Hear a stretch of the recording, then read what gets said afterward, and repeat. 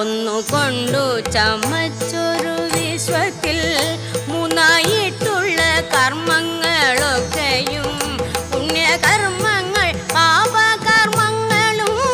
പുണ്യപാപങ്ങൾ മിശ്രമാം കർമ്മവും മൂന്നു ജാതി